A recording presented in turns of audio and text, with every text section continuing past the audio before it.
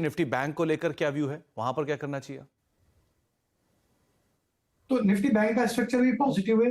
थोड़ा जरूर आज प्रेशर देखने को मिला है। तो हमें लगता है कि जब तक यहाँ पे भी 43,000 42,900 के लेवल इंटैक्ट है बैंक निफ्टी में, यहाँ पे भी ये एक अपॉर्चुनिटी जो डिप मिला है बाय करने की, तो यहाँ पे भी बाय ऑन डिप की रणनीति है। हम यहाँ पे स्टॉप लॉस जो सजेस्ट करेंगे बैंक निफ्टी का पोजीशन होल्ड करने का, वो 42,900 का रहेगा।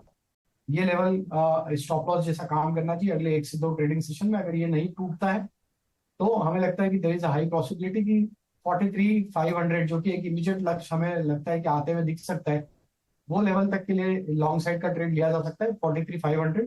और वो लेवल क्रॉस होता है तो फिर नेक्स्ट टारगेट तो 44,000 की तरफ भी बनते हुए दिख सकता है। बट अभी हम ट्रेडिंग पॉइंट ऑफ व्यू से 43,500 के टारगेट के लिए बैंक निफ्टी में डिप्स में बाय करने की सलाह देंगे। स्टॉप लॉस रखेंगे 42,900। तो 43,500 के टारगेट्स के लिए आप लॉन्ग जाएंगे, 42,900 एक स्टॉप लॉस यहां पर मेंटेन कर सकते हैं, ये आपको राय दी गई है। राजेश जी से, राजेश जी, इंडिविजुअल कॉल्स कहां पर लॉन्ग, कहां पर शॉर्ट? तो पहला स्टॉक जो हमें अट्रैक्टिव लग रहा है वो है कोल इंडिया का। काफी समय से देखें तो स्टॉक में एक सस्टेन्ड अप ट्रेंड देखने को मिला, और जिस तरीके के यहाँ पे लॉन्ग एडिशन देखने को मिले हैं, यहाँ पे हमें लगता है कि एक अच्छा मोमेंटम कंटिन्यू होगा। 248 250 तक की अपसाइड के टारगेट हम प्रोजेक्ट कर रहे हैं कोल इंडिया फ्यूचर में, और स्टॉप लॉस जो होगा वो करीब होगा 234 के आसपास। जो दूसरा स्टॉक हमें लगता है बाय किया जा सकता है वो है पॉलीकैब का।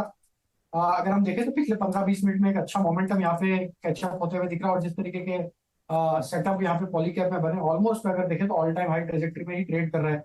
हमें लगता है पॉलीकैब फ्यूचर बाय किया जा सकते हैं। अपसाइड के टारगेट आना चाहिए इसमें 3340 3360 की तरफ।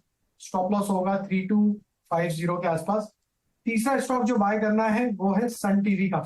काफी समय से देखा सन टीवी में एक अंडर परफॉर्मेंस था, लेकिन अब यहाँ पे टेक्निकल सेटअप के हिसाब से देखें तो एक inverse head and shoulder formation यहाँ पे डेली चार्ट पे बनते हुए दिख रहा है। स्टॉक 50 डे मूविंग एवरेज के ऊपर सस्टेन कर रहा है। आज के सेशन में लॉन्ग बिल्टअप बने हैं। तो एक ओवरसोल्ड ट्रेजेक्टरी से एक रिवर्सल के यहाँ पे साइन बनते हुए दिख रहे हैं। वीकली सेटअप पे भी एक फॉलिंग ट्रेंड लाइन का यहाँ पे ब्रेकआउट बना है।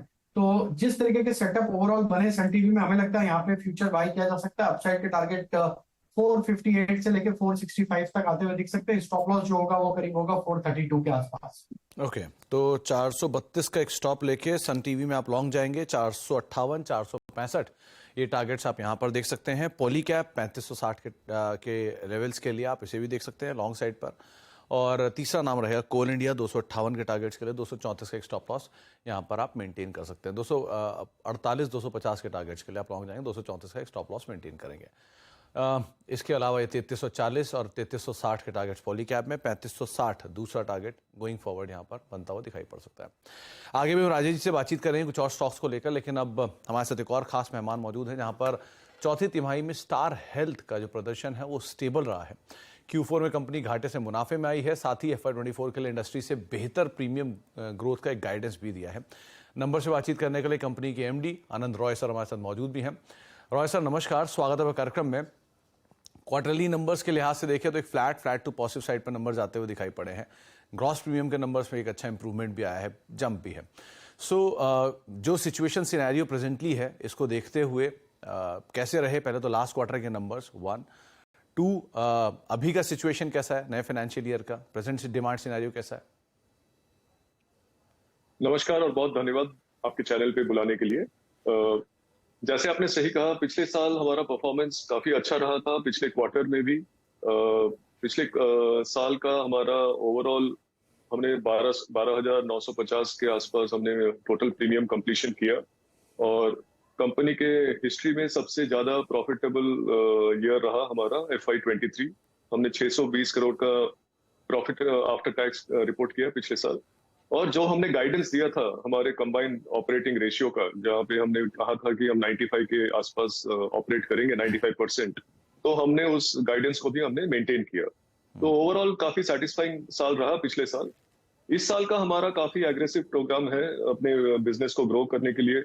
हमारा रिटेल का मार्केट शेयर, जो हम रिटेल इंश्योरेंस में ज्यादा फोकस करते हैं,